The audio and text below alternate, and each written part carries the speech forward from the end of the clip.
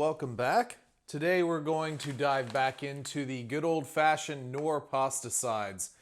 This is actually one of my favorite sides that they do, and this is the cheddar broccoli fusilli pasta with broccoli and a cheesy cheddar sauce. So it's cheese and bits of broccoli and pasta. Carbs, carbs, carbs. So these are certainly a favorite of backpackers out there. They are easy to make. They are pretty calorie rich, and they are super, super cheap. I mean, you can find these a lot of times under $1 a piece, or at least $1 a piece. So very, very cheap. Nutritional facts, if you're interested in those. Now they have as packaged and as prepared because I believe so. They have milk. You can either add milk or also add margarine or butter, depending on where you stand on that. So that will add a little bit of extra. So anyway, nutritional facts if you're interested in those. And ingredients list if you're interested in that. Actually, relatively small ingredients list too, which is kind of interesting for one of these type of products. A lot of times this feels a lot more processed, right? Even a little recipe here for chicken chili mac if you want to do that. And that's another thing you can add to these too. It doesn't just have to be a side. You could add some chicken or whatever. It doesn't matter. Spice it up a bit. Sure. So here's some cooking instructions. We're just going to do the stovetop today, but generally what I've done, is the same thing as a stovetop, just instead of adding milk and butter, I've pretty much just done these with water in my normal cooking pot. So pretty easy to do. They do leave a bit of a mess though. If there's one thing that I don't really like on trail is cleaning up mess. So a lot of my stuff is all just, I want to drop water in it and away I go. But anyway, I'm going to prepare this real quick. We'll come back and try it out and see what we think of it. All right, we're back with our cheddar broccoli pasta side. This is the complete serving here. I was going to only put a little bit, and I was like, whatever. Let's just put the whole thing in there. So, I like a little liquid with this. I don't know. I've always been kind of a little bit of a liquid boy. Same thing with like pre-boxed mac and cheese. But anyway, here we go. Let's try it. Tastes like college. I've not had this in a very long time. But I did. In college, I used to buy these a lot. Because I was broke.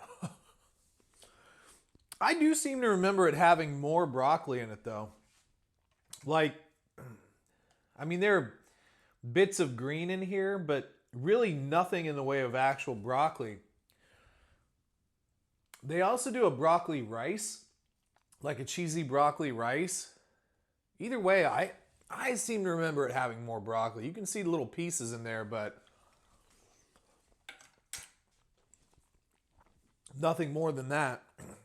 Flavor-wise, I actually think it's not bad at all. It's a little cheesy. I did add butter. I do add milk. So, yeah, it's it's slightly cheesy in a processed cheese kind of way. Nothing crazy sharp about it. Nothing super interesting about it. The broccoli is not really present at all. It's more like a, I don't know, just a gimmick. But you don't really taste broccoli, which is a pretty mild vegetable anyway when cooked. But, the pasta, I do like these little spirally noodles. I think they're kind of cool. The fusilli. Is that really fusilli? Nah, anyway, I've never been well versed on my pasta shapes. I should be, but I'm not. But yeah, overall, this is a good base for a lot of different stuff. I mean, again, you can add whatever you want to this and it would be perfectly fine. One thing I will note though, on the cooking side. So effectively the cooking instructions are, we're looking for 2 cups of liquid, a cup and a half of water, and then a half a cup of milk, plus your butter or margarine.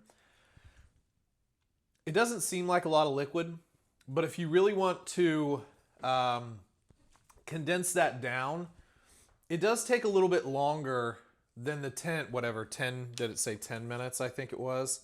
There's crap all over the bag.